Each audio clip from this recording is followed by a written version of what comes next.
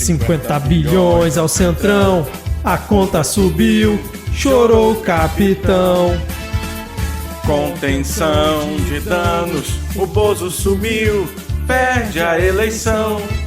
Quem sustenta essa enchente de idoso doente, depois vai gritar que tem perseguição. Sobra coragem e falta noção, tudo na mão do Xandão. Contenção de danos, o Bozo sumiu, perde a eleição. Contenção de danos, o Bozo sumiu, perde a eleição. 50 bilhões ao centrão, a conta subiu, chorou o capitão. Contenção de danos, o Bozo sumiu, perde a eleição. Quem sustenta essa enchente de idoso doente, depois vai gritar que tem perseguição. Sobra coragem e falta noção, tudo na mão do Xandão. Contenção de danos, o Bozo sumiu, perde a eleição. Contenção de danos, o Bozo sumiu, perde a eleição.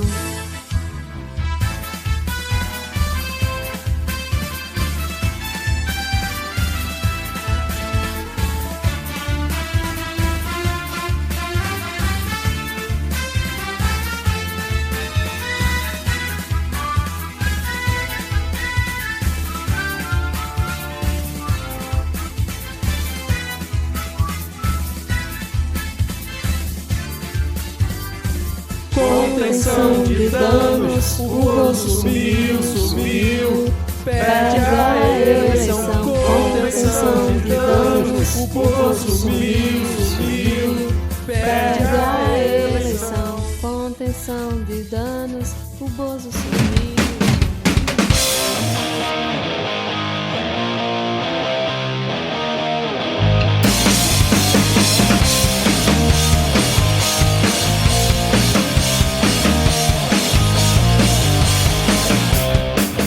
Olá, cidadão e cidadã, tudo bem? Eu sou Vitor Souza, falando diretamente do dia 15 de novembro de 2022, o dia da proclamação da República Brasileira, esse belo país, e está começando mais um episódio do Midcast Política, no ano mais importante da nossa jovem democracia, onde vencemos o fascismo e venceremos ainda mais até a posse de Luiz Inácio Lula da Silva. Aqui nós debatemos os fatos que ocorreram na última semana e que influenciam no cenário da política nacional com muita informação, pistolagem e bom humor. No desespero do possível, temos que pensar numa abertura nova pro ano que vem. E hoje aqui comigo temos ele, o Quintino Bocaiúva desse podcast, Diego Schinello. Tudo bem, Diego? Uau, eu não sei se foi um xingamento, mas de toda forma, muito obrigado. É o nome de uma belíssima rua de comércio popular aqui em Manaus. Vulgo bate palma, porque a galera fica na porta das lojas batendo palma pra chamar cliente. Mas é isto. Antes tarde do que mais tarde, estamos aqui puto com o bolsonarista atrapalhando o trânsito e incomodando criança. Que belo apelido de rua, hein? A rua bate palma. Sensacional, cara. Muito bom. E fechando o nosso trio de hoje, o trio originário aqui do Midcast, né? Ele que é o nosso Benjamin Constant aqui do Midcast, Rodrigo Hipólito. Tudo bem, Rodrigo? Cara, eu tô bem. Olha só, hein? Rodrigo está bem. Inédito Olha aqui. isso. É a primeira vez nessa realidade que eu respondo desse jeito pro Vitor. Mas eu tô bem, Vitor. Também acho que a gente vai ter que mudar essa abertura próximo ano. Se possível, uma abertura que você consiga falar sem respirar, uma frase só, assim, pá, pronto, já tem uma abertura, cara. Tipo, mas começou... essa ele consegue. Ele tenta, né? Ele pode não conseguir sempre, mas ele sempre tenta fazer sem respirar. Não é uma missão fácil, cara, mas vamos pensar isso pra 2023. Mas, ó, Benjamin Constant é um município daqui do Amazonas também, por acaso.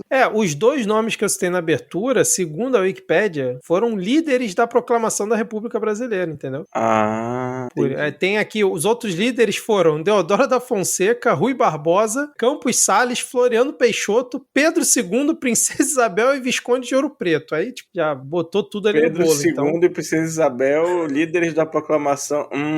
É o que tá aqui na Wikipédia, cara. Depois fala mal da Revolução Russa, né? Mas, não, desculpa. É porque eles eram os líderes do Império do Brasil e os outros do Exército Brasileiro. Que tem 2 colunas aqui, eu não tinha prestado atenção em cima. Entendeu? Uma coisa que eu acho curiosa com a proclamação da República, proclamação, é que a gente só usa essa palavra pra isso, né? Você já viu alguém usar proclamação pra alguma outra coisa, cara? Na igreja usa pra proclamar o evangelho também. É verdade, é verdade. Mas vamos, a gente tá falando aqui de coisa. Não pode envolver religião com política. Não pode, é verdade. Então, não pode, cara. A gente tirar isso. Então eu vi um vídeo de mulheres bolsonaristas que tava errado, então, porque tinha um monte de imagem de santo junto com a bandeira do Brasil, com um jogral que é algo tipicamente religioso, pessimamente ensaiado. Não, que isso. Não fale isso daquele jogral que entrou para a história da internet brasileira. Uma das melhores coisas que esses protestos produziram, cara. Aquele jogral foi. Eu gosto da versão dublada. Eu gosto da versão dublada. Sim, a versão dublada tem o meu apoio. Tem o meu apoio, inclusive, porque uma das pessoas fala, o Rodrigo. Ai, caramba. A gente vai começar o podcast, a gente vai assim. Hoje tem pauta, hein, gente? Então vamos lá, ó. Lembrando que se você quiser seguir o Midcast nas redes sociais, nós estamos no Twitter com o perfil @podcastmid. Nada de Instagram, como o Rodrigo tentou falar aqui na semana passada. Diego e Rodrigo, quais são suas arrobas, por favor? @garoto do Quicão, KIKO, porque pão com salsicha é só pão e salsicha. Quicão é um estado de picanha para o povo brasileiro. Uou. @lhama na lama, porque lhama é o melhor animal enquanto existe Twitter. Mas, ô Rodrigo, lhama tem picanha, será? Cara, picanha é corte, né? Mas tipo, corte, então eu imagino que tem. Eu entendo nada de carne, cara. Porra nenhuma de carne. Nossos ouvintes aí que são açougueiros ou veterinários. Eu como mato. Sou lhama, eu como mato, como ração. Não entendo nada de carne, não. Esses professores de humanas da universidade, fica tudo falando de mato aí. Seguindo aqui, você pode avaliar o Midcast no Spotify, né? Apple Podcasts, Podcast Addict, onde você escutar o Midcast. Avalie a gente com 5 estrelas e torne aqui o Midcast ainda mais popular nas plataformas, nos tocadores de podcast, né? Temos aqui o nosso apoio através do PicPay e do Padrim. PicPay você baixa o aplicativo, procura por Midcast. Padrim é padrim.com.br/Midcast. Então você pode apoiar o nosso querido podcast, nosso humilde podcast com R$2 ou R$5. Temos também o nosso feed de paródias, onde você escuta as paródias do Midcast, um feed exclusivo, é só procurar por Paródias Midcast Política, exceto no Spotify. Rodrigo, ainda estou devendo, não atualizei, não cumpri o seu pedido, a sua ordem no último episódio, então peço desculpas, mas irei tentar atualizar essa semana. Mas é isso mesmo, cara. Agora é o comunismo. No comunismo as pessoas escolhem não trabalhar. Agora, sem mais delongas, vamos iniciar o episódio com o bloco... Para.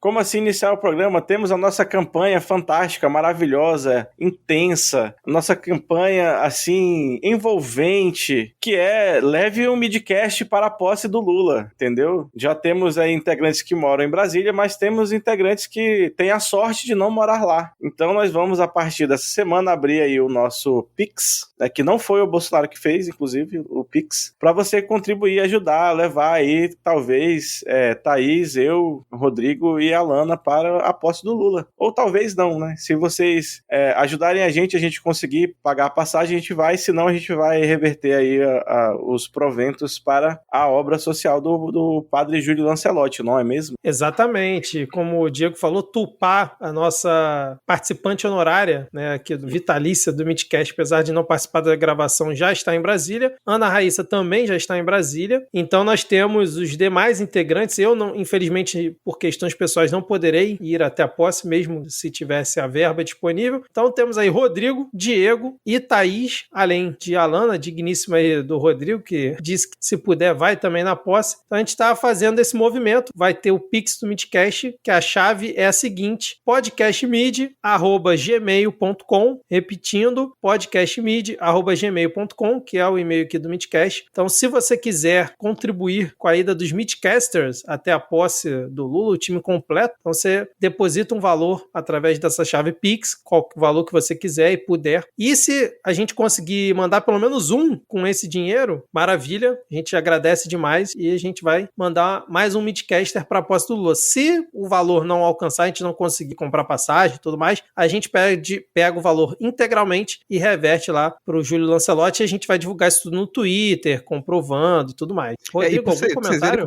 Vocês verem como é que o valor não vai também impactar tanto o bolso de todo mundo. Se a gente pensar aqui no número de downloads do Midcast, se cada pessoa que baixa o Midcast, mesmo que não apoia ali no nosso PicPay e tal, normalmente, não apoia no Padrim, se você só essa vez dispensar R$10, ali é um café, uma coxinha, se você só essa vez dispensar R$10, cada pessoa que faz download aí de um episódio nosso, a gente de repente já consegue mandar todo mundo pra lá, cara. Exatamente. Então, é esse o aviso antes desse nosso primeiro bloco. Então, mais alguma coisa, Diego, Rodrigo? É isso, eu ia falar que da gente prometer uma live ao vivo diretamente da posse, mas não vamos fazer promessas levianas de campanha. Aí é com você.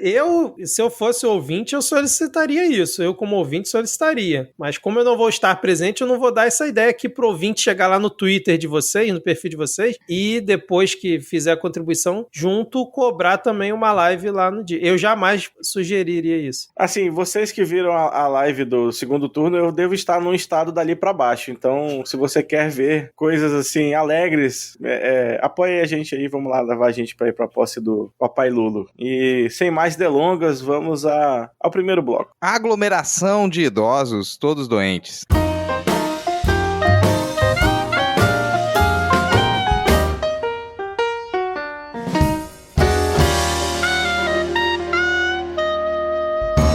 Bom, começamos esse nosso primeiro bloco. Tô de volta aqui como host, dividindo aqui com meus amigos, como sempre. O pessoal gostou muito, Rodrigo, da sua estreia como host aí no Midcast, cara. Foi muito elogiado lá no Twitter. Pô, as pessoas têm gostos estranhos, mas assim, tô aqui. Ó, consegui estourar o áudio na abertura, cumprir a tradição. Cumprindo a tradição, exatamente. Vamos começar aqui com uma quase não notícia, Diego. Estamos voltando realmente aos bons e velhos tempos aqui desse podcast, né? Porque voltou a circular em Brasília aquela ideia que a gente já tinha comentado aqui de se criar o cargo de senador vitalício para ex-presidente. E aí estariam na lista de ex-presidentes Jair Bolsonaro, Michel Temer, Dilma Rousseff, Fernando Henrique Cardoso, Fernando Collor de Mello e José Sarney. Ou seja, todos menos o presidente eleito Lula. E, novamente, a ideia por trás de todo o texto bonito de proposta de emenda constitucional que está sendo elaborado é dar um foro privilegiado para Jair Bolsonaro tentar escapar da prisão. Mas eu queria aqui citar, antes de vocês comentarem, né, que um dos autores, não sei se é um autor, né, mas uma das pessoas que está defendendo no Congresso essa ideia é Eduardo Gomes, senador do PL de Tocantins, e um dos argumentos que ele está utilizando para convencer as pessoas, olha, Thaís Kisuki chega nesse momento aqui na nossa gravação, seja bem-vinda, Thaís. Surpresa, peraí que eu ainda estou conectando o microfone.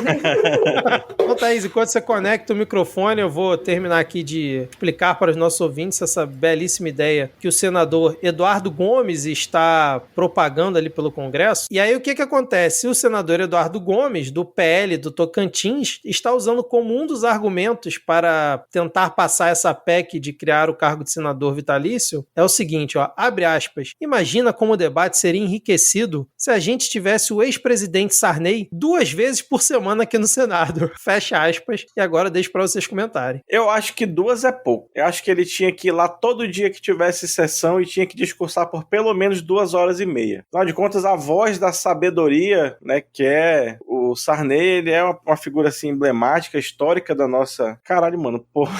Eu achei que Eduardo Gomes já era ruim como nome de aeroporto, mas pelo visto como nome de senador é pior ainda e gera efeitos ainda mais devastadores. Mas sim, a matéria fala que todo final de mandato a galera dá uma ventilada nessa ideia, né? 1 hora eu tenho medo que colhe, mas já foi testado em alguns outros países aqui da América Latina mesmo, e a gente já sabe que não dá legal, né? Porque ou é democracia ou tem esse tipo de cargo, assim, de mão beijada. Já basta o Supremo, né? Pra sempre. Eu confesso que eu não lembrava dessas propostas em finais de governos anteriores. Para mim foi surpresa quando eu li a matéria. Thaís, se apresente aí formalmente hoje, por favor. Sim, me apresentar. Olá, ouvintes. Meu nome é Thaís Kisuki e eu faço parte da bancada do Midcast.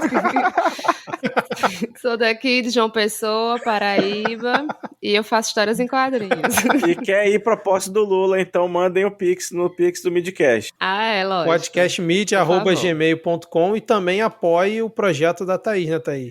Por favor, Agora, aproveitando por esse favor, gancho gente. que a Thaís deu aí, cara, porque a opinião de Thaís é fundamental, já que ela é uma livreira, né? E vou lembrar aqui que José Sarney é um acadêmico da Academia Brasileira de Letras, eleito em 1980 para a cadeira de José Américo de Almeida, né, cara? Substituiu ali a Olha sucessão de só. José Américo de Almeida, então é o nosso único ex-presidente aí que é um acadêmico de verdade. E você gostaria de 2 vezes por semana ouvir um discurso de 2 horas de José Sarney como senador vitalício, Thaís? Olha, eu acho que ele não precisava ser senador vitalício, né? Acho que ele podia chegar lá só pra falar mesmo, deixar o povo entediado durante 2 horas, né? Enfim, deixar as coisas mais normais. Mas não precisava dar um cargo vitalício pra ele nem pra ninguém, pelo amor de Deus. Eu acho engraçado, né, que o pessoal, pra vender pra gente a ideia de que seria bom ter um cargo vitalício de senador pra ex-presidentes, eles usam José Sarney, pelo amor de Deus, assim, tipo, ninguém sente falta de José Sarney como presidente. E no legislativo ele já era aquele senhorzinho, assim, que a gente simpatizava com ele porque ele já tava velhinho, mas não, né, não precisa. Não precisa.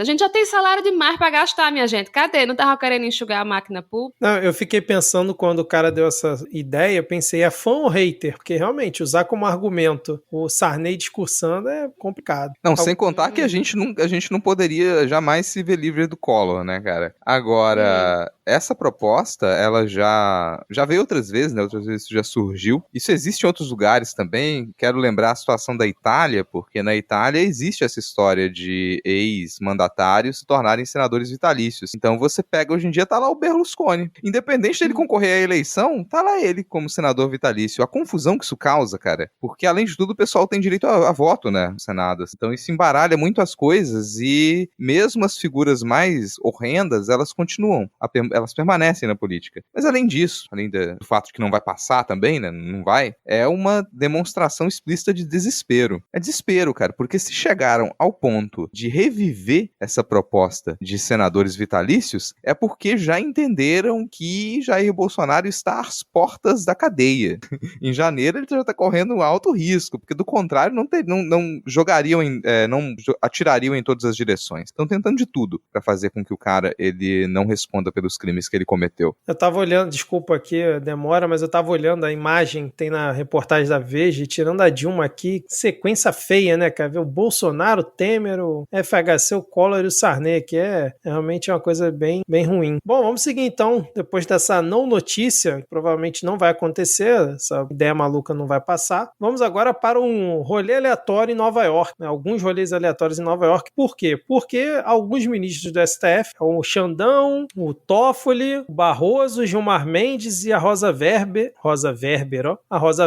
acho que não tem mais ninguém, né? Estão em Nova York para discursar num evento daquela empresa do João Dória, a LEAD. Não sei que evento é esse, mas eles estão lá discursando. Então para lá e para cá, ali em Nova York, sai do hotel, entra na van, da van vai pro evento, aí volta, vai no restaurante, né? Aquela coisa padrão. E eis que em um momento desse, na saída de um dos hotéis ali em Nova York, o foragido, Alan dos Santos, ele interpelou uma pessoa aleatória que estava saindo de dentro de um prédio, alegando que era alguém importante ali ligado ao STF ou sei lá o quê, e começou a perguntar se você acha que o Brasil está vivendo numa ditadura? Você acha que tem liberdade de expressão no Brasil? E o Alan dos Santos começa a xingar o cara, porque o cara pergunta pra ele, né, onde é que você tá morando? E o Alan dos Santos, como assim? Começa a xingar naquele melhor estilo Olavo de Carvalho. Inclusive, vou botar o áudio aí pra vocês escutarem. Escuta aí, ó. O que você tem a dizer sobre as manifestações aqui?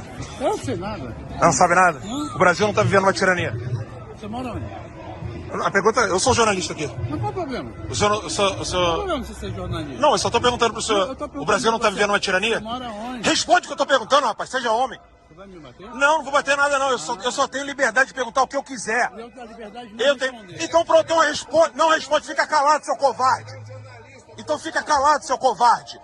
Seu merda. Seu merda. Eu tenho liberdade pra dizer isso aqui. Seu merda. Não bota a mão em mim. Não bota a mão em mim. Seu covarde. Vagabundo. Vagabundo! Mas e aí, o que vocês acharam depois de a gente ouvir aqui essa interpelação do Alan dos Santos? Que coisa mais aleatória isso, né? Eu queria saber quem é esse cara, assim. Ninguém descobriu até agora, né? Pra você ver o quão importante ele é. Eu só queria aproveitar que a gente tá falando de Nova York pra fazer um pequeno paralelo. Deve estar acontecendo um negócio muito doido lá no governo dos Estados Unidos atualmente, né? Que eles estão, meu Deus, como a gente impede um golpe de Estado de Direito na América Latina? Não sei, nunca fiz isso, não tem nenhum curso, né? Mas enfim, não sei, cara. É uma pena que não prendam esses foragidos, né? O cara tá aí postando vídeo, é só ver onde ele tava, dá pra achar. Pensando que o pessoal não leva muito a sério, assim, o Alan dos Santos, né? Tiram ele por menos, e aí o sujeito continua livre. E não adianta você dar aviso. Você avisa as pessoas que essa galera, esses comunicadores de direita, eles são um problema, é eles que alastram a desinformação, mas eu acho que a gente vai ter que esperar o ano que vem as resoluções da CPMI das fake news pra ver se consegue dar andamento a essas prisões, porque mesmo o cara sendo procurado, todo mundo sabe onde ele tá, cara. Ele tá lá se filmando. Tá ali, ele tá ao vivo. O criminoso tá ao vivo se transmitindo e ninguém faz por nada pra prender o cara. Eu imagino que ano que vem, com o andamento da CPMI das fake news, isso seja resolvido, né? Mas esse foi um dos muitos vídeos que a gente teve lá em Nova York. Fico pensando também, cara, quem é que tá sustentando o Alan dos Santos? Quem é que tá sustentando essa galera? Era o velho da van, não era? Que falaram em uma investigação? Assim, essa é mais uma das coisas que foi revelada em investigação, mais uma das coisas que foi revelada. É o sugar daddy dele. Nossa, que imagem horrível, Thaís. Caraca. Thaís, não foi legal essa imagem aí não, hein? Gente, mas a relação sugar não precisa envolver contato sexual, pelo amor de Deus. É verdade. Pô, Diego, a gente já tinha esquecido da imagem, agora você voltou com ela. Não insiste, cara. Enfim, qual o seu comentário? A imagem do velho da van Sugar Daddy da Alan dos Santos, eu não vou lembrar mais dessa imagem, tá bom? Não imaginem o velho da van pagando um jantar pro Alan dos Santos num vestidinho rosa. Por favor, eu vos imploro. Meu Deus. Não, meu comentário foi só esse. Desculpa. Tal qual Alan dos Santos na porta do hotel de uma pessoa aleatória, tá aí, só veio causar o caos e a discórdia aqui. Né?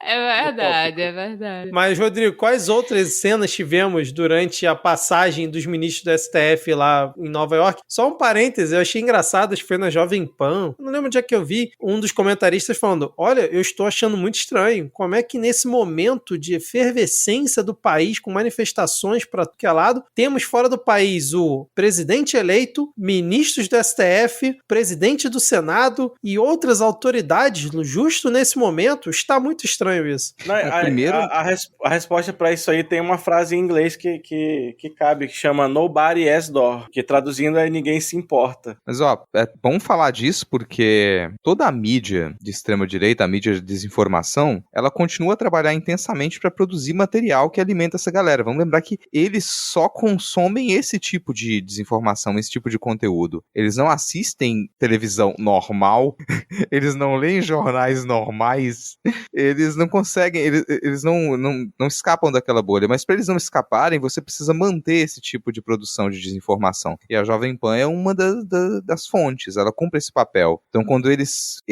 dizem esse tipo de coisa, eles se comportam como se o Brasil tivesse realmente dominado por manifestações, isso já nos dá o tom de como que essa galera imagina que as coisas estão acontecendo. Eles imaginam que eles estão dominando o país, eles imaginam que o país está parado para as manifestações deles, porque todos os produtores de conteúdo, todos os canais que eles seguem, afirmam isso para eles. Dizem para eles que a gente está numa crise social nesse momento. Então eles acreditam e continuam engajados naquelas 5, 6 pessoas na frente do quartel. E ao ponto de eles terem a coragem de se jogarem na frente da van que carregava o STF. Você pensa, nossa, como é que essa galera tem coragem para se jogar na frente de carro? Tem coragem para se agarrar na frente de um caminhão? Por que eles têm coragem para fazer isso? Porque eles estão submersos nesse tipo de comportamento da Jovem Pan, nesse tipo de desinformação. Todos os lugares, tudo que eles consomem, dizem para eles, o Brasil está em uma grande crise social, os protestos se alastraram, é um movimento de milhões, está tudo parado. E aí tá lá o pessoal em Nova York se jogando na frente da van do STF, fazendo um repeteco do patriota do caminhão. Agora o patriota da van. Fora em outros momentos. Da van VAN, né? Não é da van igual o Sugar Daddy do Alan dos Santos. Só pra esclarecer. Mas pode ser da Havan também, né? Vai que foi ele que pagou a passagem do povo lá pra Nova verdade, York. é sempre uma possibilidade. E teve esse momento aí do patriota se jogando na frente da van. Gente, se você não viu o vídeo, procura no Twitter, ele realmente se jogou na frente da van e foi segurando no capô por uns, 50 metros até ele não conseguir mais e cair assim pra lateral e a van conseguir seguir. A van que levava os ministros do STF para um evento que foi rodeada por bolsonaristas em mais de um momento. Xingaram os ministros, bateram na van, chamaram Barroso de vários nomes, o Xandão de vários outros nomes também. O Xandão só fez um acenozinho para eles, né, para poder se comunicar com os patriotas, mas teve um momento aí que o Barroso perdeu a cabeça. Eu confesso que eu acho que ele passou do ponto, que ministro do STF, na minha opinião, não tem que ficar batendo boca com um patriotário, mas eu sei que é difícil manter calma. Quando um patriota ficou atrás dele fazendo perguntas e tal, aí veio com aquele papinho, não, olha só, estou aqui humildemente, com todo respeito. Eu vou deixar o código-fonte ser exposto. O Brasil precisa dessa resposta, ministro. Todo respeito. Por favor, Barroso, responde pra gente. Perdeu, mané, numa mola. É sério. Não fala isso não, ministro. Brasil depende. Brasil depende. Perdeu, mané, não a mola. Como é que vocês viram essa fala? Cara, é carioca, né? Pode ser velho, pode ser... Pensei exatamente mas isso. Mas é carioca. Aliás, ele não é carioca, né? Ele é fluminense, mas foda-se. A alma tá ali, né, cara? A alma tá ali. Ele teve sorte que tomou só um mané, não pegou um foda-se, meu irmão. Foda-se, meu parceiro.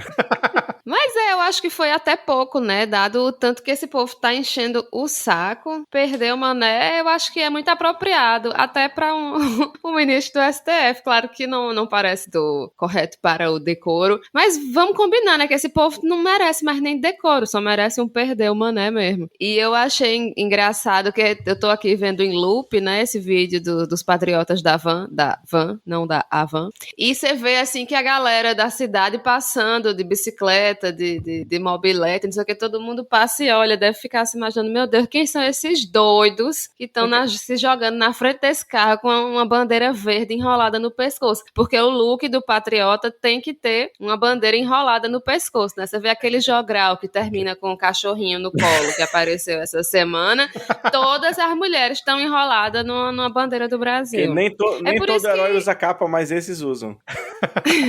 Eu não chamaria de herói, né? Mas existem os anti-heróis, os vilões. Não, mas é herói tipo The Boys, entendeu? Tá aí pra mostrar que, né? Mas eu fico pensando na cabeça do motorista dessa van, porque com certeza era de uma empresa qualquer dos Estados Unidos que contrataram pra fazer esse transporte, né? Tipo, vai lá pegar uns caras no hotel e levar no restaurante. Ele foi lá e chegou lá, tinha 30 pessoas e o cara chegou no capô e o cara tá acostumado a tipo, eu dirijo em Nova York, mas porra, não é pra tanto, sabe? Cara, vamos lembrar que eles tiveram 6 de janeiro lá deles, né? Então eles também estão acostumados com o pessoal que questiona resultado de eleição. Eu acho que não é tanta surpresa, não. E dizer que, pô, eu concordo com o Thaís, cara, acho que foi pouco. Acho que esse pessoal não merece decoro, eles merecem surra decoro. É o mínimo pra eles. Alguém ouviu o que o cara tava falando? Que o cara, ele foi pra cima do Barroso, ele perguntando, cadê o código? Não vai liberar o código das urnas, não? Chega uma hora, cara, que você não tem paciência. Porque tu precisa só dar um Google. Tu precisa dar um Google pra ver que aquilo ali é mentira. Que já liberaram, que o código foi liberado um ano antes. Que não tem segredo nenhum. Rodrigo, sabe? Tem notícia na Agência Brasil, órgão do governo, dizendo: militares fiscalizam o código-fonte das urnas. E aí, cara, não tem paciência pra isso. Não tem paciência. Inclusive porque atrasa a vida. Eu não sei que tipo de reunião o cara tava tendo lá. De repente ele só tava querendo ir ao banheiro. Barroso tava saindo de uma van pra outra, sabe? Acabou de sair do almoço, o cara tava apressado, tá querendo chegar rápido no banheiro do hotel e tá um maldito patriotário enchendo o raio da paciência. Então acho que já foi. Inclusive porque esse pessoal já trata, desde o começo, trata todo mundo com uma falta de educação imensa, sabe? Tá ali o cara parecendo educado, mas enchendo o saco com uma mentira.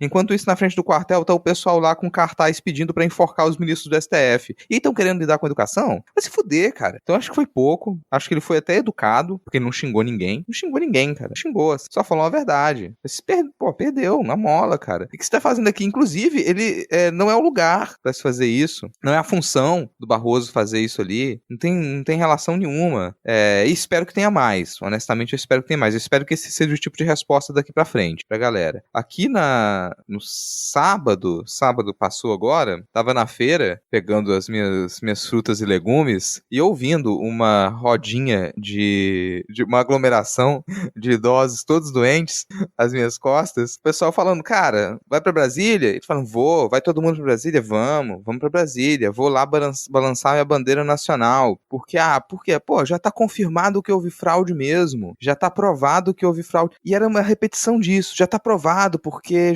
que as urnas não tinham votos pro Bolsonaro, já tá provado que as urnas só tinham votos pro Lula, já provou a fraude, a gente tem que ir lá impedir esse absurdo. Como é que você trata com educação? Como é que você... Não é uma questão mais pra discutir. A gente tem que parar de discutir com essa galera, parar de argumentar, parar de achar que a gente tem que convencer eles a serem razoáveis. Não, eles não querem ser razoáveis. Eles querem ser presos. Estão implorando, o pessoal está de joelho, o pessoal está se jogando na frente de van de juiz, implorando pra ser preso. Prende logo. Pior do que isso, o pessoal tá roubando arte de artista de esquerda e pintando de verde e amarelo pra pedir golpe. Isso é um absurdo. Isso não faz. Não, conta aí o caso. Detalhe o caso. Vai lá, detalhe o caso. Gente. Porque não é a primeira vez que acontece, né? Não é. Em 2013, eu fiz uma charge, que é uma mulherzinha em cima de um tanque, dizendo, bora que eu tô doida pra lavar a roupa suja, e acima dela a frase, lugar de mulher no tanque. É a única arte que eu já fiz na vida que viralizou tanto que aconteceu aquilo de um monte de página pegar e cada uma muda uma cor, apaga a assinatura. Eu já tive a assinatura dessa arte apagada 1 milhão de vezes, mas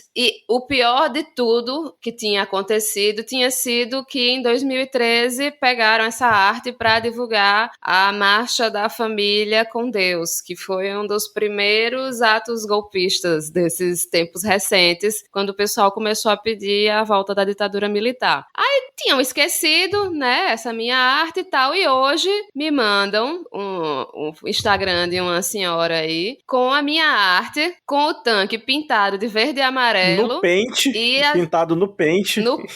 Bem profissional. A minha assinatura cortada, obviamente. A música tema era Gal Costa cantando Brasil mostra sua cara lá, repetindo no Instagram da figura. E as hashtags Brasil was stolen, não sei o que lá. Aí pronto, fiz aí a denúncia, né, no Instagram por violação de direitos autorais. Mas enfim, é isso, né? Esse povo não tem artista pra fazer as coisas defendendo as pautas dela. Por que não bota Lucy Borne? Por que não bota a música de Ultraje a Rigor? Entendeu? Pega os artistas que apoiam o teu presidente pra divulgar, mas não, sabe que é ruim, aí fica roubando a arte dos outros e fazendo interferência. E aí o povo diz, processa. Minha gente, eu não sou rica pra ficar processando ninguém, não. Eu só posso denunciar no Instagram mesmo.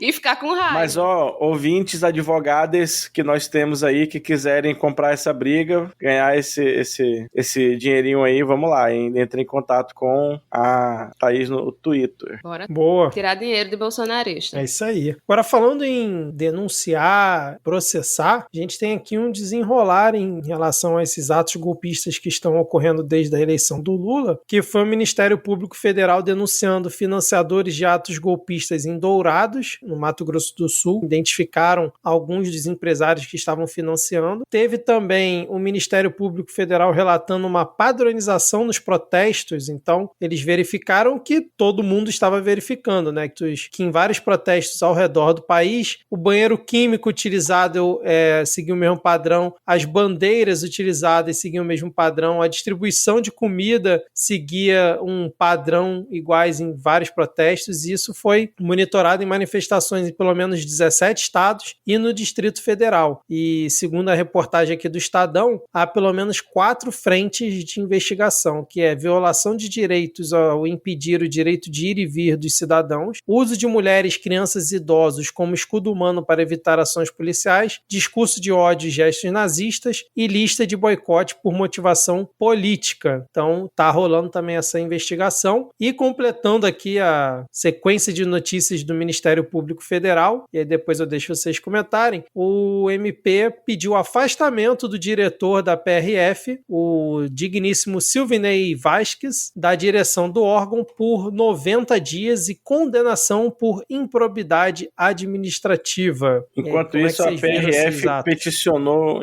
PRF peticionou a Wikipédia para que retire a palavra bolsonarista do verbete que fala desse cidadão aí. Sério? Eu não tinha visto isso. A PRF ela está ocupada com o que realmente importa, que é o trânsito nas rodovias federais do Brasil, entendeu? Entendi. Então quer dizer que você botar no Wikipédia um cara que comemorou a vitória do Bolsonaro, pediu voto pro Bolsonaro, apoia o Bolsonaro, escrever que ele é bolsonarista, tá errado, é isso? Não pode. Entendi. Mas, cara, só pra falar sobre os protestos dos velhos tudo doente, né? Aí nos estados de vocês tá tendo churrascada também, que aqui tem até gente, tipo, de esquerda se vestindo de verde e amarelo pra ir lá só comer churrasco de graça no rolê dos velhos tudo doente. Comer, beber, tá, realmente já vi vários vídeos assim. Aqui no Rio, eu confesso que eu não tô acompanhando muito como é que tá lá no centro a estrutura. Mas eu tava vendo hoje em Brasília, em frente lá ao QG do Exército, que devia ter, assim, alguns milhares de pessoas, não sei precisar quanto, mas os organizadores estavam falando em 3 milhões de pessoas, né? Porra. Você olhava assim, devia ter, sei lá, uns 20 mil, devia ter fácil ali uns 20 mil. Mas, cara, a estrutura que eles montaram parecia show. Cara, é tenda, é food truck, e você vê, assim, várias espalhadas, um paredão só com tenda tudo padronizada pra receber a galera. Então, assim, parecia festival, sei lá, micareta, alguma coisa assim. Mas aqui em Manaus tem uma vantagem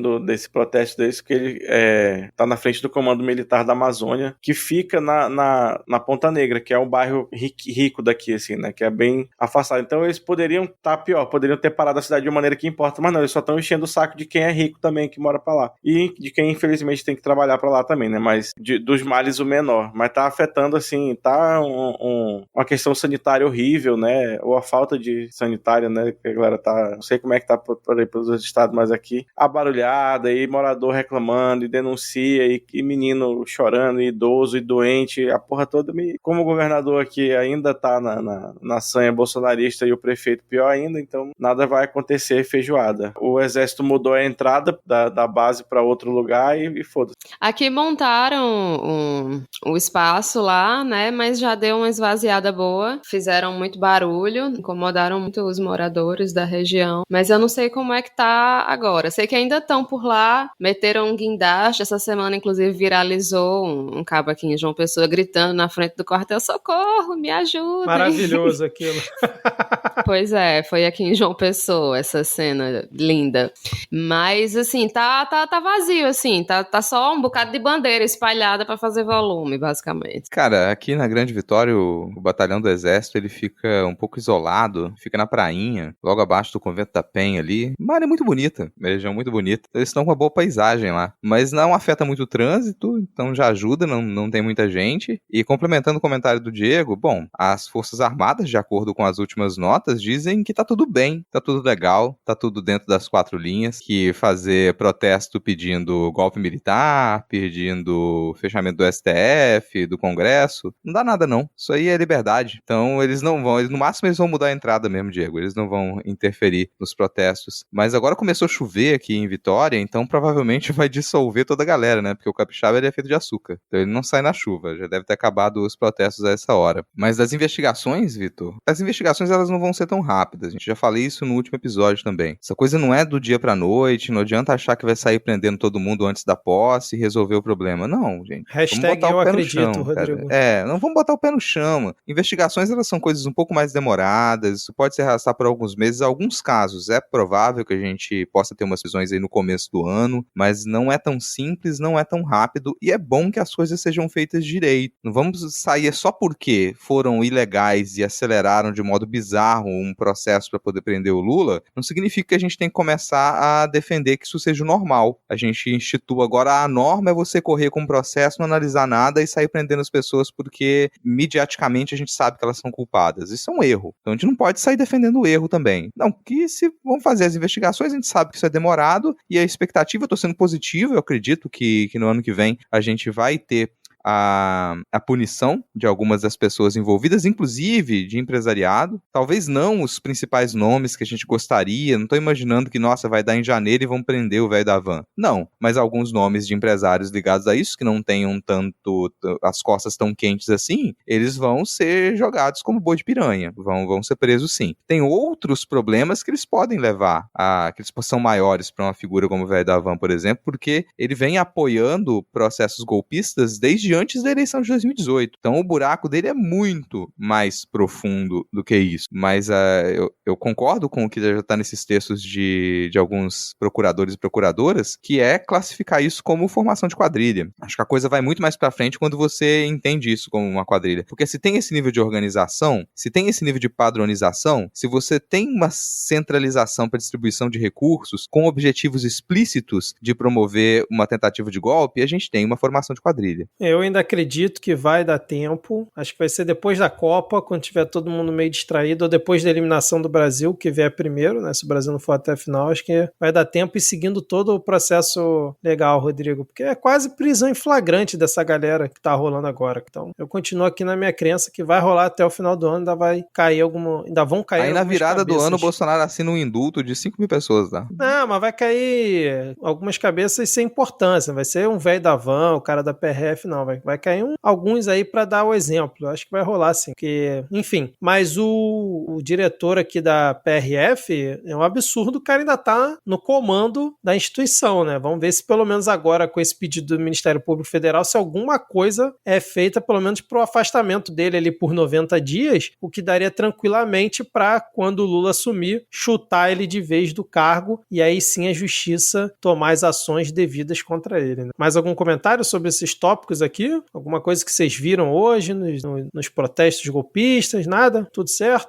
Vi uma coisa muito boa hoje, só fechando, que a Carla Zambelli, ela entrou com um processo na Comissão Interamericana de Direitos Humanos, falando que o STF está praticando a censura no Brasil. Então, assim, muito bom ter Carla Zambelli e Direitos Humanos na mesma notícia aqui. Isso é Brasil 2022, né? É engraçado, né? Ver bolsonarista apelando para a Comissão de Direitos Humanos. Exatamente. Logo eles que acham que isso é frescura. Mas e o pior é que nesse caso tá coerente, porque eles sempre falam que direitos humanos é para defender bandido, nesse caso eles estão acionando direitos humanos para defender bandido. A pior parte é essa. Né? Ela fez já que eu sou bandida, eu vou pedir pra mim agora. Exatamente. Agora, antes da gente ir pro segundo bloco, temos aqui a Paula Costa dizendo, uepa! Temos o Jornal Ataque dizendo, um abraço pro Jornal Ataque pra minha gatinha Luz Estrela, e o Denis Almeida, nosso queridíssimo Denis Almeida, disse um grande abraço pra todos, todas e todes da bancada e ouvindo. Agora, Rodrigo, pra onde que a gente vai? A gente não sei, mas o Lula, olha o Lula indo, olha o Lula vindo. Aqui é Thaís Kisuki, sou quadrinista e também faço parte da bancada do Midcast. Eu vim aqui rapidinho falar sobre Outras Histórias, o primeiro projeto editorial do selo Guilhotina, da Miramar Livros. Outras Histórias são quadrinhos poético-filosóficos da autoria de Daniel Figueiredo e está em financiamento coletivo no Catarse até dia 9 de dezembro. O endereço para acessar é catarse.me/Outras Histórias. Dá uma olhada lá para ver se você gosta e compartilha também. Valeu!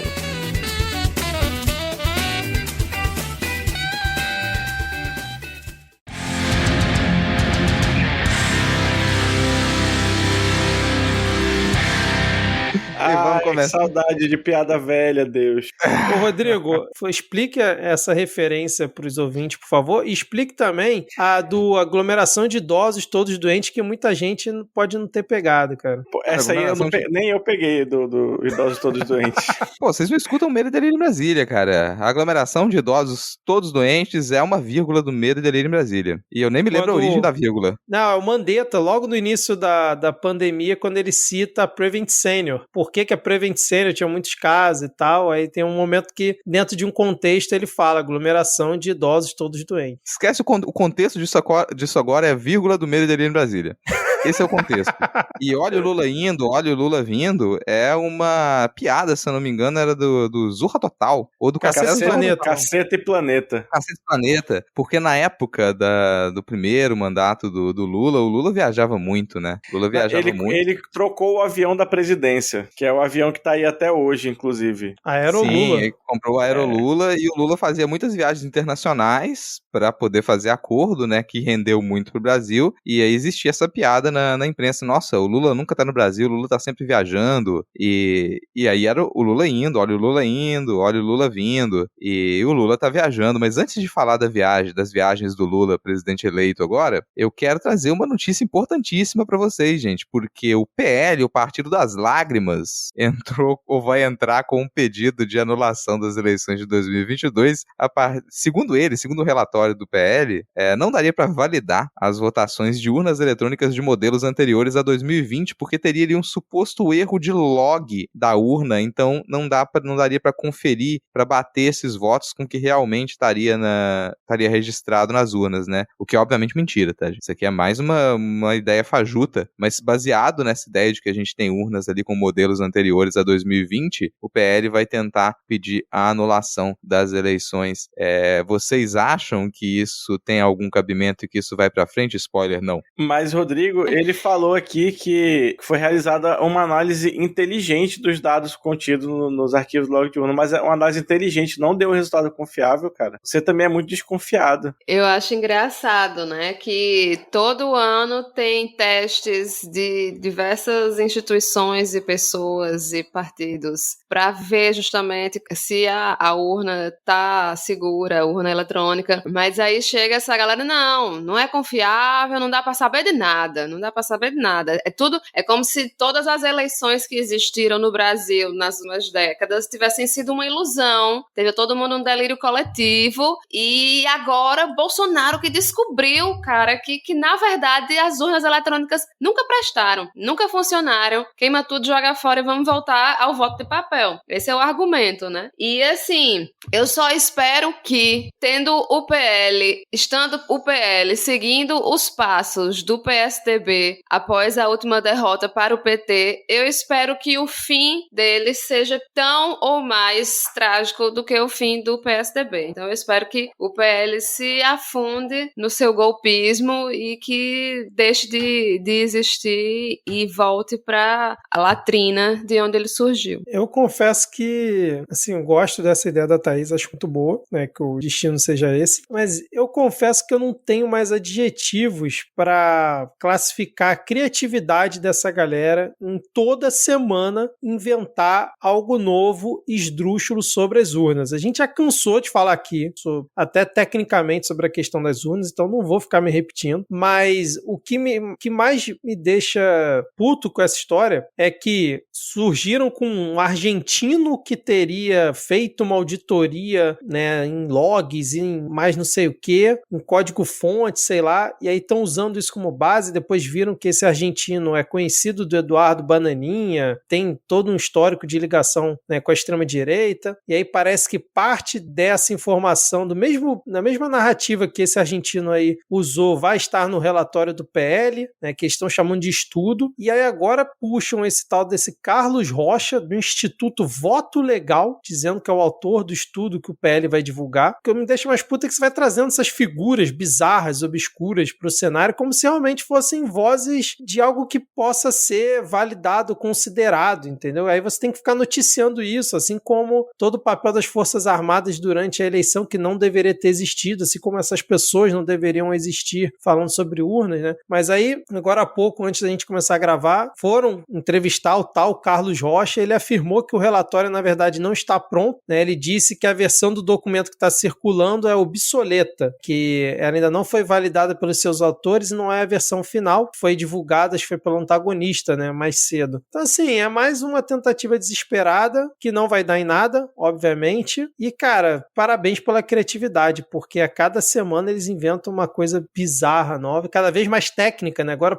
envolvendo log, não sei o quê, para justamente criar essa confusão toda e alimentar a ilusão dos bolsonaristas. Não, envolvendo coisas técnicas, não, envolvendo termos técnicos. Termos técnicos, isso. Jogam os termos técnicos ali, mas exatamente. Eles não fazem o menor sentido. E nesse caso, estão querendo o quê? Vão invalidar as eleições municipais de 2020, vão invalidar a eleição de 2018, todas as outras. Porque se o cara tá me dizendo que não dá pra confiar nas urnas eletrônicas antes da versão de 2022, vão invalidar todas as outras eleições. E sem contar os 99 parlamentares ali na Câmara eleitos pelo PL, né? Que, pelo visto, também perderiam Mas, seu Rodrigo, mandato. aí que é o tal pulo do gato. Parece que esse relatório só ia questionar o segundo turno, mas a eleição só para presidente. O resto todo tá de boa, não foi impactado.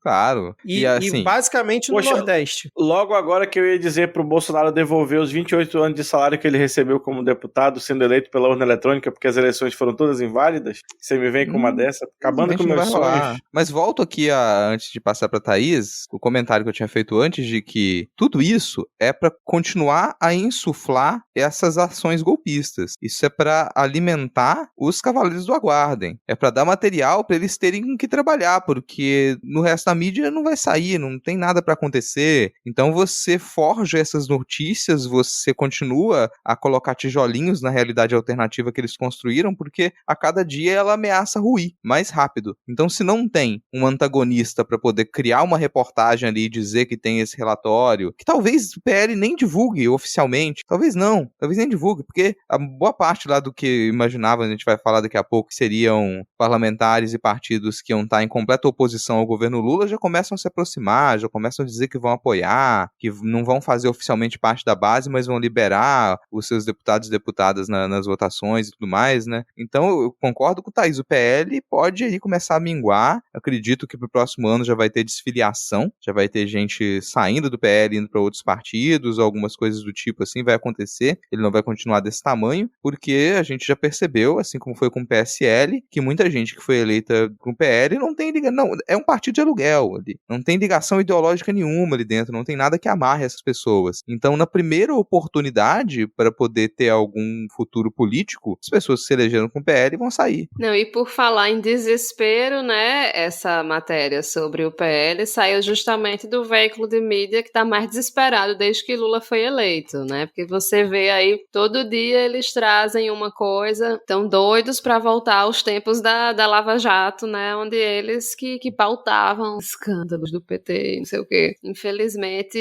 o pessoal não tá esperando nem a urna esfriar para já começar a fazer tudo de novo que já foi feito. Muito bem lembrado, Thaís. Mas vamos seguir aqui, porque o Rodrigo deu um mini spoiler falando dos partidos que já estão ali se acomodando. E a gente teve nesse último final de semana o Ciro Nogueira, que é o presidente do PP, informando... PP não, né? Agora Progressistas, né? Que é presidente do Progressistas, afirmando que o seu partido vai apoiar sim a PEC da transição, desde que ela mantenha ali as bases, que é a manutenção do pagamento de R$600 do Auxílio Brasil, que deve voltar a ser Bolsa Família, e o aumento real do salário mínimo, porque, segundo ele, foram promessas de ambos os candidatos. Então ele está vindo com essa desculpa, né? Não, a gente vai apoiar aqui, mas é porque o Bolsonaro também estava propondo isso e tal, então tá tranquilo. E aí na nota, o Ciro Nogueira inclusive diz aqui, ó, o posicionamento que defenderei no Progressistas é o de aprovar uma PEC, sim, mas para a transição, para garantir estabilidade para o primeiro ano do governo. Esse finalzinho aqui me pegou, né? Para garantir estabilidade para o primeiro ano do governo. Então, né, se o Progressistas vota na PEC, já pode no ano que vem falar, olha só, você está querendo estabilidade, vamos aqui, vamos sentar, vamos conversar. Então, a gente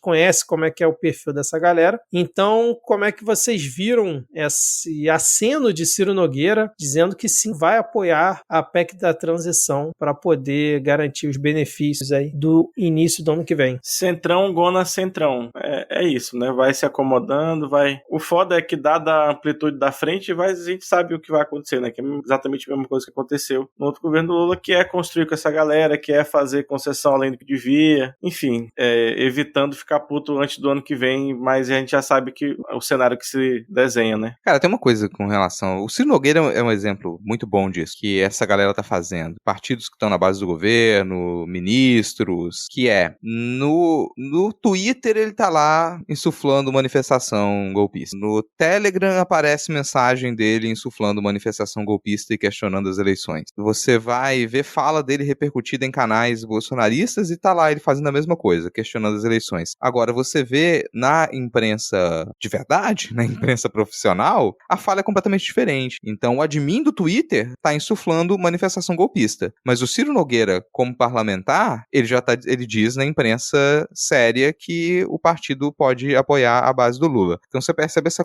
comunicação em duas frentes para conseguir manter o apoio dessa base bolsonarista, mas no fim das contas o que o parlamentar mesmo está fazendo é política de verdade. E como o Diego falou, é assim que as coisas vão acontecer. Eu não tenho receio tanto quanto o Vitor tem do PP ele ter esse poder todo para poder exigir posicionamento do governo, para poder negociar tantos cargos. De repente uma posiçãozinha aqui em uma mesa diretora de cá, um lugar em uma comissão de lá, mas nada muito grande. O que eu acho mais provável é que o PP, ele, na maioria das votações ano que vem, libere os seus parlamentares e que ele mude de figura para continuar a ser o centrão e tentar se descolar cada vez mais do bolsonarismo. Isso eu acho mais provável. O Luciano Bivar, também do União Brasil, pensando nessas bancadas maiores, também já falou que vai liberar a bancada e que o partido provavelmente vai apoiar algumas das pautas, principalmente pautas sociais do governo Lula. Então começa a se configurar uma situação em que, na prática, no que é fato, você tem esses partidos que eles apoiaram a eleição do Bolsonaro, eles já migrando para tentar pegar alguma boquinha ou para pelo menos eles não serem um partido diretamente vinculado ao bolsonarismo. Isso vai sobrando cada vez mais só para o PL, é um dos motivos pelos quais eu acho que o PL pode minguar no ano que vem. Então quando termina o ano, se o ano ele foi estável, isso dá mais confiabilidade para o governo Lula. E esses partidos do Centrão, eles têm que colocar mais cartas na mesa ainda se eles quiserem exigir alguma coisa. Então o caminho vai ficando cada vez mais difícil para ele e mais fácil para a governabilidade. Me parece mais positivo. Embora eu acredite que nas negociações, como a gente conhece o PT,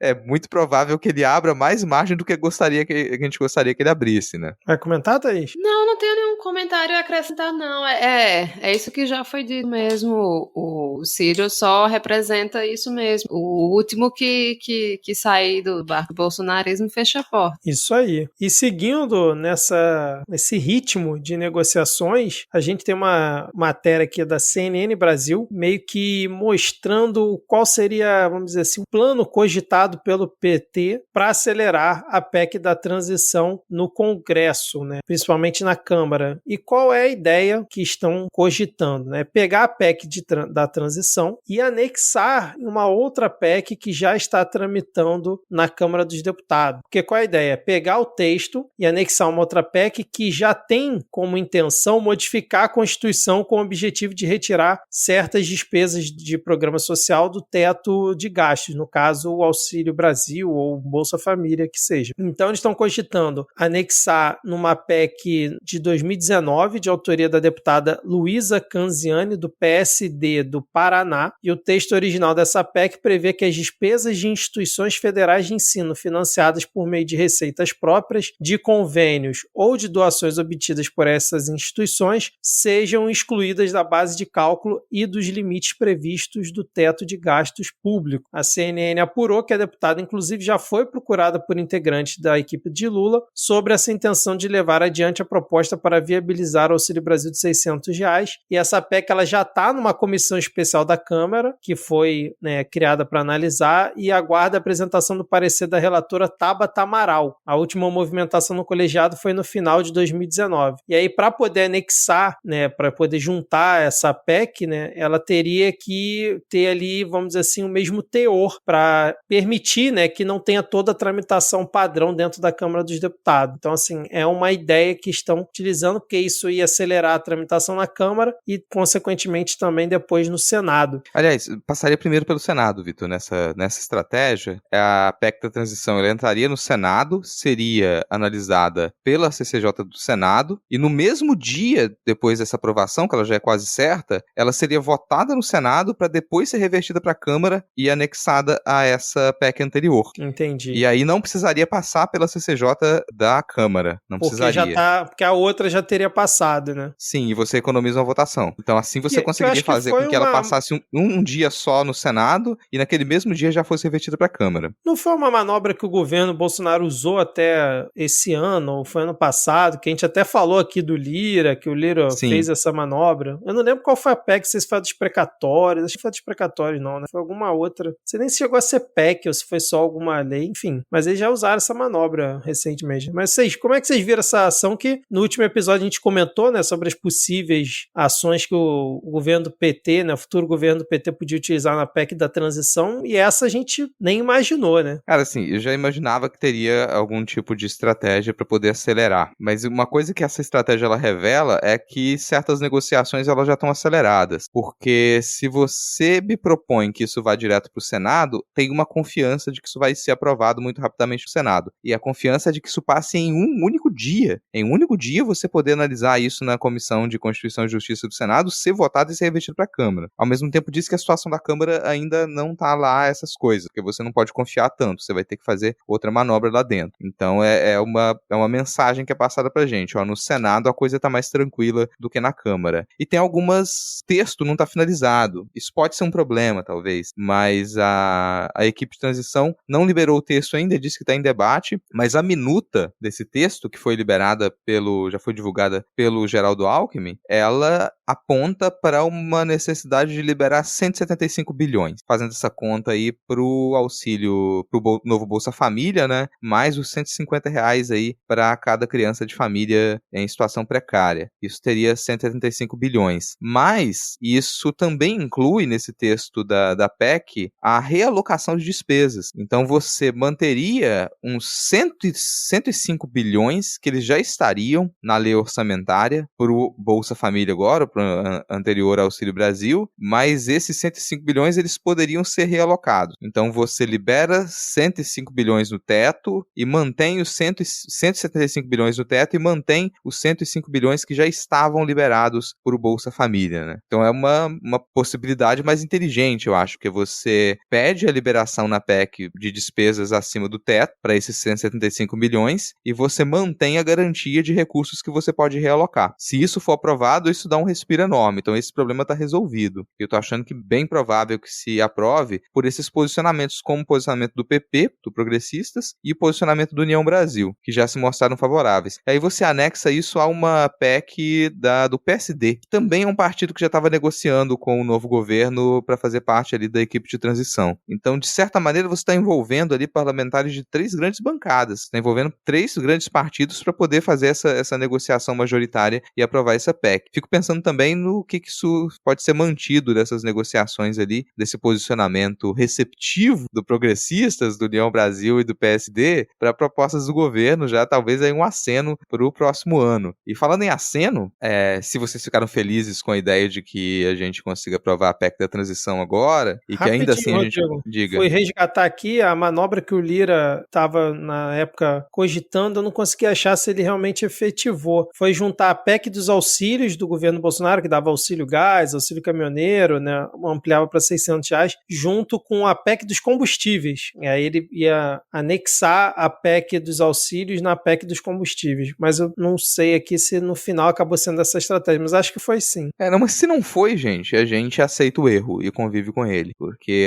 nesse momento não tem jornalista aqui na bancada. Mas falando em acenos, em acordos, se vocês ficaram felizes com essa ideia de o novo governo conseguir fazer uma articulação com grandes partidos, agora eu trago uma notícia para vocês comentarem já no modo tristeza, porque já se configura uma aproximação entre o Lula e o Arthur Lira, que outros partidos têm percebido de modo muito negativo, principalmente o MDB, que está na base do governo nesse momento, né? Porque uma aproximação do Lula com o Lira poderia significar um apoio de parte do PT à reeleição do Lira. E esses partidos progressistas, União Brasil, o MDB, tinham ali a previsão de apresentarem candidaturas próprias para a presidência da Câmara já em fevereiro de 2023. Vamos lembrar que a gente teve pelo menos 20 parlamentares do PT que votaram para a eleição do Lira como presidente da Câmara no lugar do Baleia Rossi, né? Era Baleia Rossi e Lira, não sei se vocês vão lembrar dessa disputa, e aí muita gente falou, opa, é a mesma coisa, dois são iguais. E aí na negociação muita gente votou pro Arthur Lira com umas certas promessas que o Arthur Lira não cumpriu no fim das contas, né? E a gente percebeu que o trabalho do Arthur Lira ele foi nefasto na Câmara dos Deputados e depois muita gente falou, opa, talvez o Baleia Rossi não fosse tão negativo quanto o Lira foi, mas se o PT libera a bancada na votação, talvez a gente tenha aí umas 2 dezenas novamente de parlamentares do PP que votem a favor da reeleição do Lira, por mais absurdo que pareça. Eu acho que não vai ser nada diferente do que já aconteceu na eleição do Lira, como você falou, acho que foram na época 20 deputados do PT que chegaram a votar pelas contas, né, na eleição do Lira, então acho que não seria nada diferente. Ainda acredito que o PT nesse momento vai manter a neutralidade, como já tem se ventilado aí no noticiário, que o Lula acho que vai preferir manter a neutralidade na disputa, e acredito que esse movimento aí do MDB é mais aquela birra, né, aquela rivalidade do Renan Calheiros com o Arthur Lira, porque o Renan Calheiros tem essa disputa com o Arthur Lira, então ele vai tentar levar isso ao máximo, mas eu ainda acredito que o Renan Calheiros não vai tentar confrontar o Arthur Lira e o PT ao mesmo tempo, porque ele sabe que no Senado, por exemplo, se o MDB tentar uma candidatura, pode abrir margem para um candidato do PL, algum desses bolsonaristas, acabar sendo eleito e atrapalhar a reeleição do Pacheco. Então, eu acredito que ele não vai tentar esse movimento e a mesma coisa vai se materializar na Câmara dos Deputados. Mas é isso, a gente está aqui 15 de novembro, né? A eleição na Câmara é início de fevereiro, né? Então tem muita coisa para acontecer. Dificilmente eu acredito que o Lira não se reelege. Resta saber qual vai ser a segunda candidatura aí para disputar com ele, porque eu lembro que em 2020, final de 2020, foi quando o Lira já começou as movimentações. Nessa época do ano ele já estava percorrendo várias cidades, vários estados para já começar a conversar em busca de apoio. O Baleia Rossi, que demorou um pouco mais, porque ainda estava com aquela coisa do Rodrigo Maia, se o Rodrigo Maia ia ser candidato de novo ou não, então ficou aquela confusão, mas o Lira já estava em campanha. E eu não vejo nenhuma movimentação que esteja ocorrendo de um outro grande partido, de um outro grande bloco em torno de um nome. Então, assim, eu tô achando que o Lira vai se reeleger com uma certa tranquilidade, agora resta saber se a outra candidatura, vamos dizer assim, forte que tiver na Câmara, se vai criar ali um racha dentro da base do PT ou não, né? Se vai ser aquele pragmatismo que a gente espera. Com a articulação do orçamento secreto, né, da RP9, o Lira tá muito forte. Mas eu queria lembrar também ao Lula que, né, nesse tipo de negociação você pode mentir, tudo bem? Então você pode dizer agora, entendeu, enquanto aprova a PEC que vai apoiar e daqui a pouco mudar de ideia, tá tudo bem. Viu, querido? Só um recado, fica um beijo no seu coração. Mas infelizmente eu acho que o Lira leva mesmo, porque ele tá muito bem articulado, assim, a que nível a gente chega, né, na realpolitik.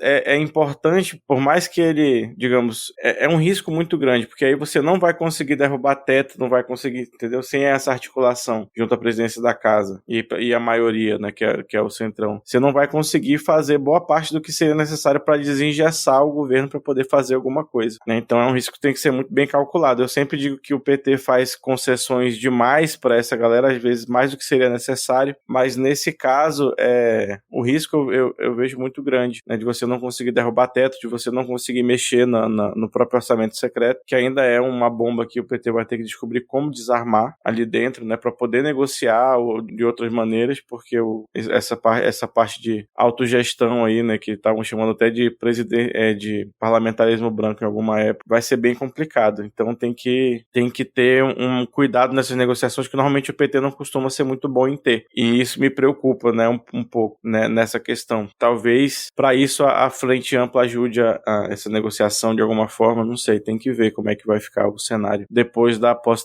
da nova legislatura, né? Eu acho que nessa coisa de presidência da Câmara, o PT não tem tido muita sorte, né? Não só porque ninguém da esquerda vem tendo qualquer chance de ser eleito para a presidência de Câmara ou de Senado, mas porque as figuras que vêm sendo eleitas, né, no caso do Eduardo Cunha, no caso do Lira, principalmente esses dois, né, que são figuras, assim, mafiosas e que realmente não dá para você confiar de nenhuma forma, mesmo que seja tudo feito certinho, que negocie, amiguinho, apertou as mãos, mas primeiro primeiro segundo que der as costas, vai vir um com um punhalzinho e tum nas costas do PT. Então, eu na verdade, eu acho que não tem nenhuma saída satisfatória para o Partido dos Trabalhadores nessa questão da presidência da Câmara, principalmente. Eu acho, assim, que, como foi dito, as chances de Lira ganhar são muito grandes e, assim, eu não acho que por mais que Renan esteja com birra por causa das disputas locais, eu não acho que isso vai fazer o Centrão,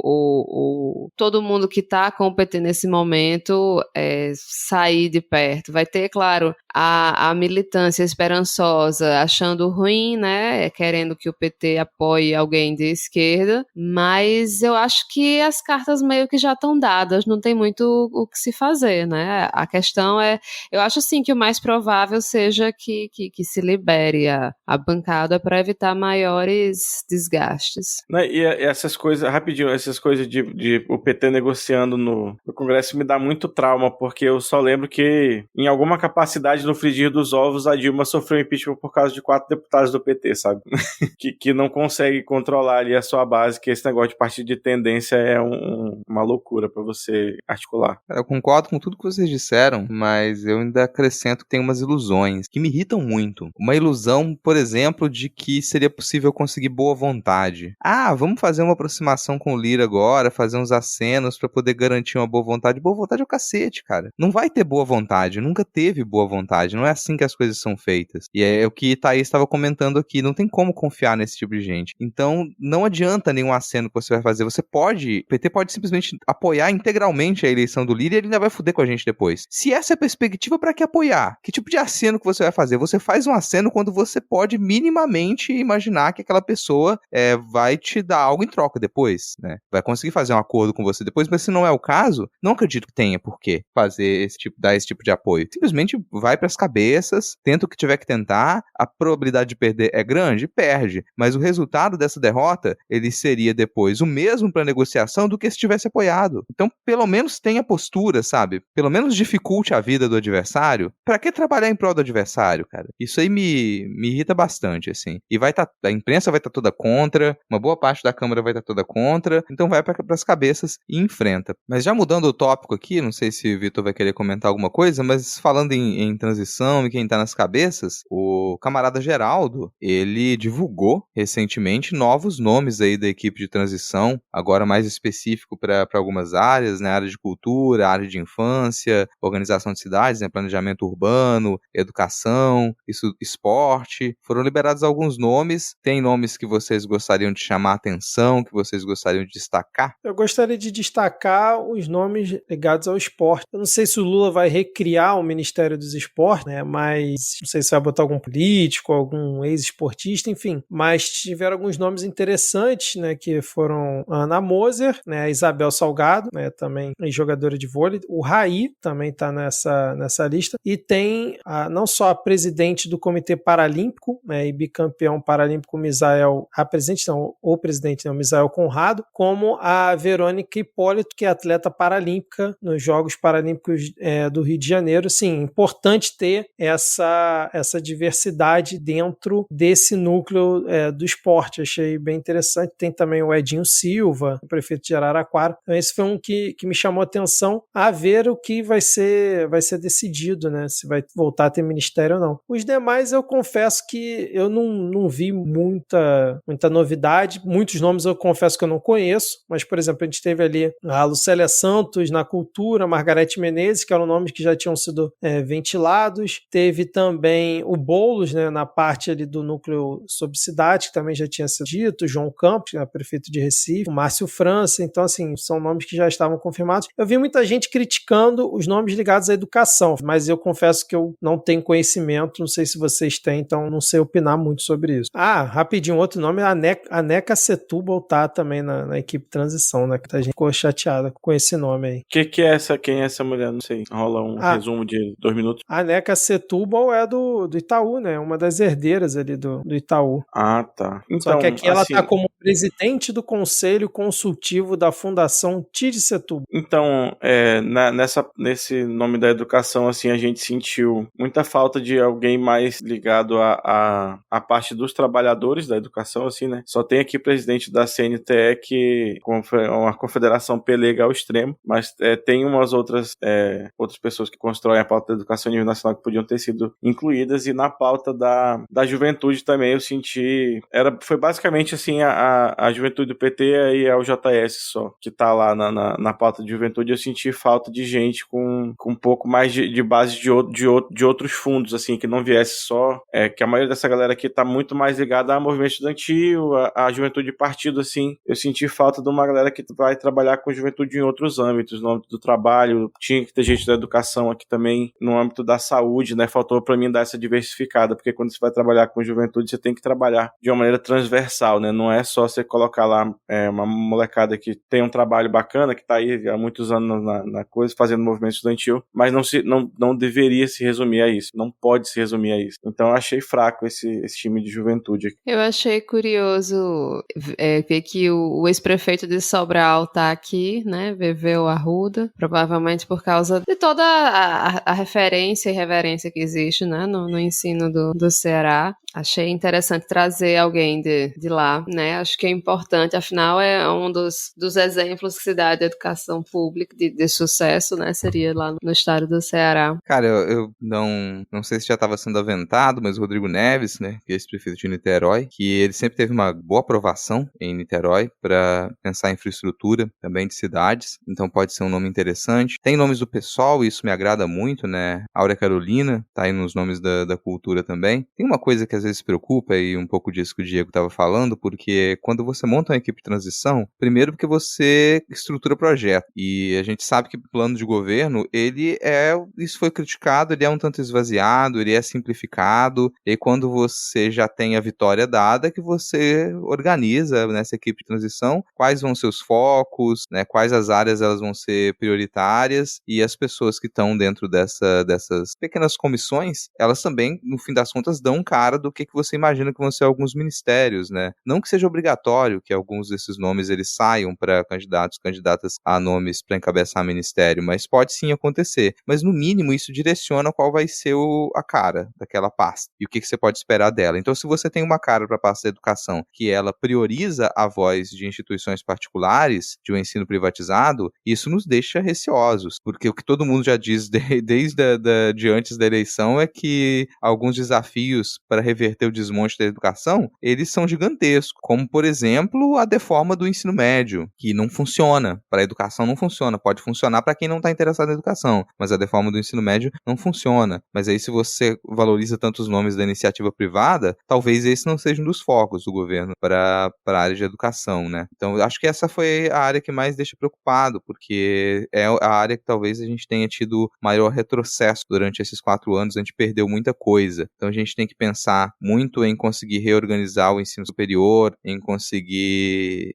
dar uma perspectiva para trabalho de currículo no ensino médio, de preparação, e isso parece não ser uma preocupação agora, pelo menos no primeiro ano de governo, né? Apesar do Lula ter dito diversas vezes que sim, que o desafio de conseguir reverter a perda que a gente teve durante a pandemia na educação básica ia ser prioridade, quando você observa esses nomes, a gente já começa a dar esses passos atrás, né? E falar, opa, peraí, não é isso que a gente esperava. Ao mesmo tempo, é um pouco desagradável a gente já começar a criticar o PT antes do dia 1º, porque a gente se prometeu aqui que, bom, vamos passar 2 meses aí comemorando, e depois, em 1º de janeiro, a gente começa a meter o pau. É muito difícil, tá vendo, gente? Muito difícil, porque a gente tá segurando há 4 anos aqui pra poder criticar o PT. Mais do que isso. Desde do golpe contra a Dilma, a gente fica segurando, quero muito criticar o PT, mas agora não é o momento. E a gente já percebe que isso vai ser inevitável aqui. Ao mesmo tempo, eu tenho que dizer que eu percebo uma mudança de clima, porque a gente avalia esses nomes agora e parece outro universo, porque não tem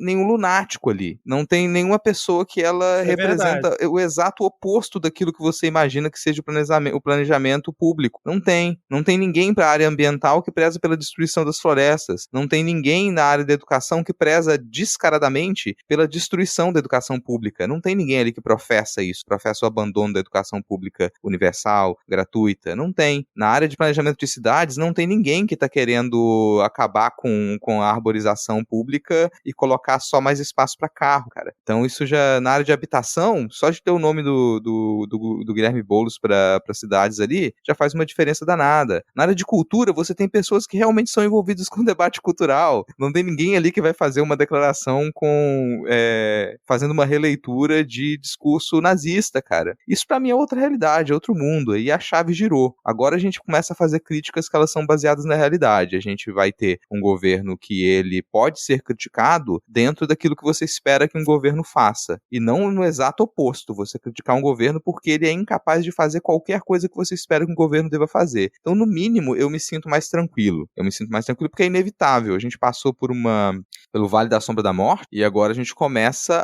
a enxergar um pouco de luz ali, a tatear coisas mais sólidas, a gente começa a ter um pouco mais de consistência, de falar, estamos lidando com política pública e isso pode ser criticado com um mínimo de lógica. E é isso que eu espero que a gente faça. Já está fazendo agora e mais a partir do dia 1º, porque se o foco que for dado para a educação for esse, da educação privada, e não resolver o desmonte da educação pública que ele foi feito, temos um problema enorme, temos um problema grande. E a gente já tem que discutir orçamento porque os cortes na educação eles foram absurdos. E a gente tem que ter um investimento muito grande na educação pública já no primeiro ano de governo. Do contrário, isso não se resolve. E se a gente for necessitar exclusivamente da boa vontade da iniciativa privada para poder resolver esse problemão da educação, a gente está muito fodido. É muito fodido. Mas de início, eu até que a maior parte desses nomes, eu acho que eles não são para ser comemorados, mas eles não são tão negativos assim como poderia parecer no primeiro momento, né? Vamos esperar agora para ver o que sai de cada uma dessas pequenas comissões que vai dar a cara dessas pautas, vai dar a cara dos ministérios. E não sei se vocês querem comentar mais alguma coisa, senão eu já puxaria para o último tópico. Rapidinho, Rodrigo, você falando de alguns nomes, só uma observação que alguns dos nomes cotados para o secretariado do Tarcísio em São Paulo são Ricardo Salles para secretário de Meio Ambiente e Mário Frias para secretário de Cultura. Lembrando que os dois foram eleitos deputados federais, né? Então fica só essa observação aqui, nada confirmado, mas estão sendo cotados. Eu, honestamente, dada a situação,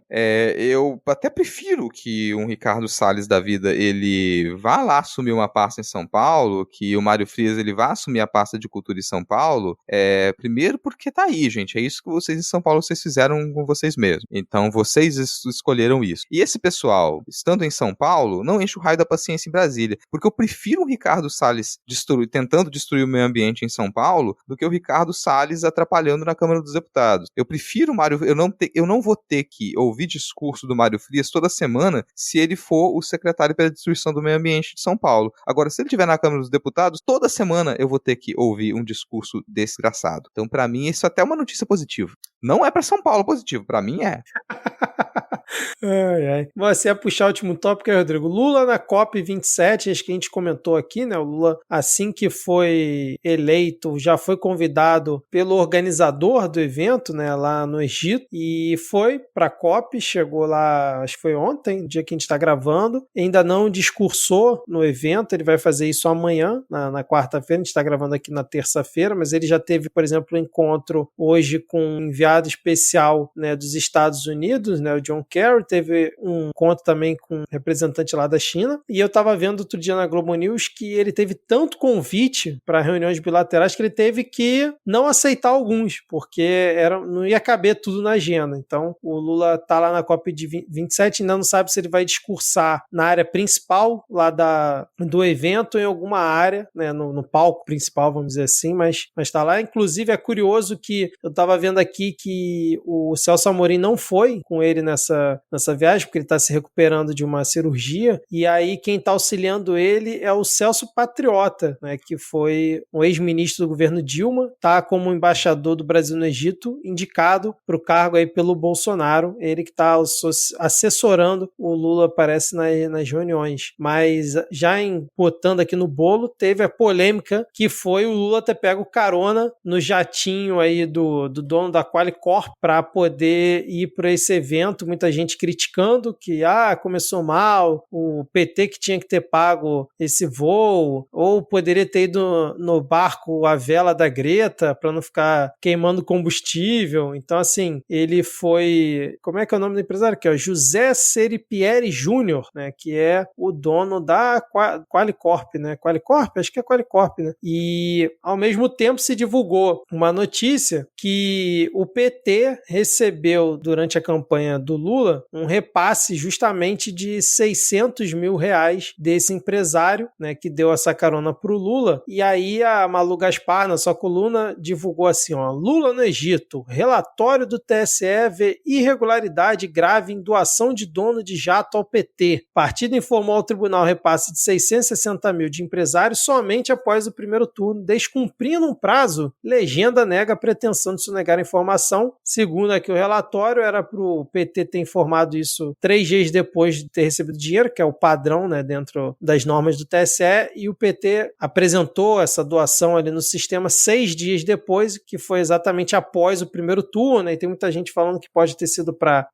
mascarar, para não vir como notícia ainda no primeiro turno, que eu acho que é uma bobagem, mas nesse momento a gente tem o Lula totalmente o oposto do que o Bolsonaro foi nos eventos internacionais, né, faltando espaço na agenda, e ao mesmo tempo a gente já tem a boa e velha imprensa voltando aí com as manchetes sensacionalistas, mesmo que a notícia não seja tanta coisa assim. Eu quero agora o comentário de vocês sobre todo esse rolê do Lula no Egito, com carona e tudo mais. Sobre a carona, rapidinho, assim, não dava pra ele ir de avião comercial, porque ele ia ter que passar 11 horas de conexão em Congonhas e mais 5 em Brasília, entendeu? Todo voo no Brasil atualmente é isso, então teria que ter outro jeito. Aí o cara pega o cara já ia pra lá, entendeu? Já ia pra lá, o que custa pegar uma carona? O pessoal também é muito fresco.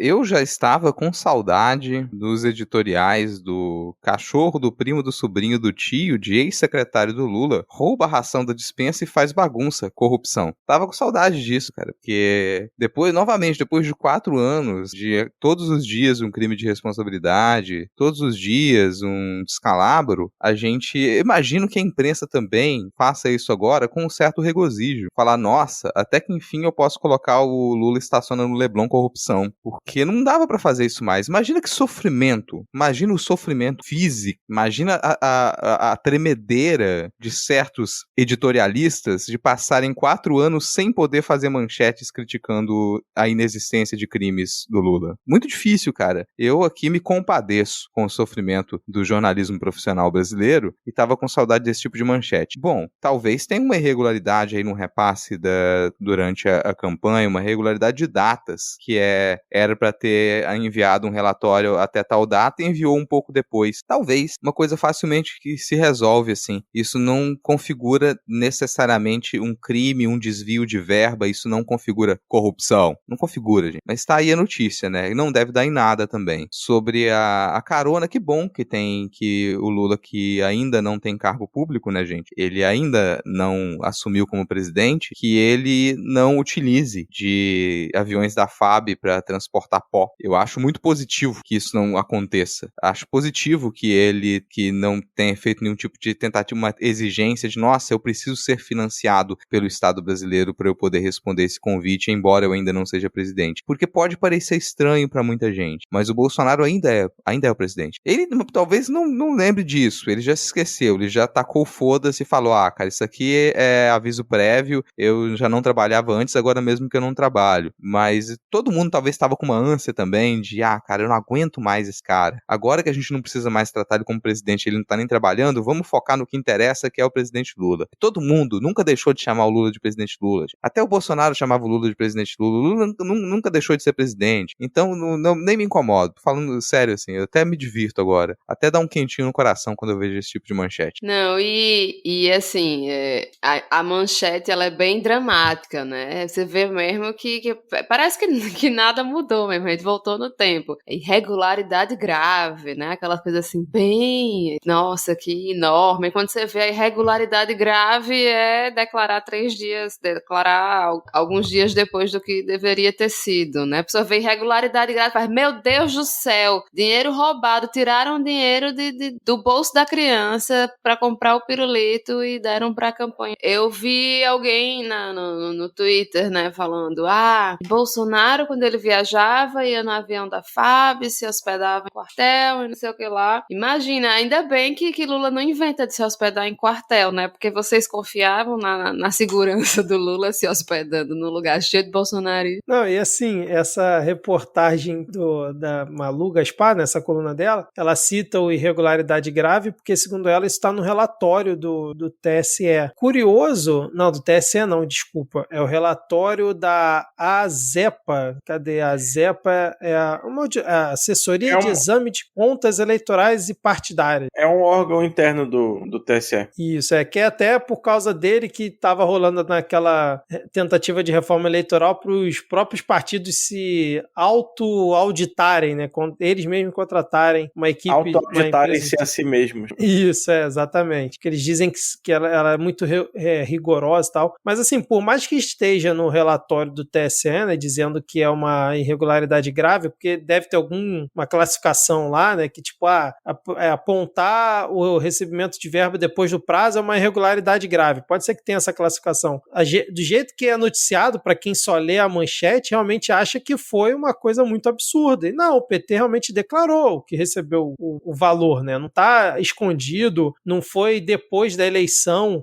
Falaram, mas foi um dia depois do primeiro turno. Mas, cara, isso não ia mudar em nada o resultado do primeiro turno, né? O Bolsonaro não ia ganhar no primeiro turno caso divulgassem isso. Então, poderia ser muito pior exatamente pro segundo turno, uma divulgação dessa que ninguém nem comentou. Então, assim, realmente eu achei um exagero usar isso na manchete, mas como diz o Rodrigo, eu tava com saudades desse tipo de manchete. Em relação à carona do jatinho, também acho que, a princípio, não tem nada demais. Se realmente tiver algo demais, que isso seja noticiado depois, né? Ah, não, foi troca de favor, sei lá o quê. Enfim.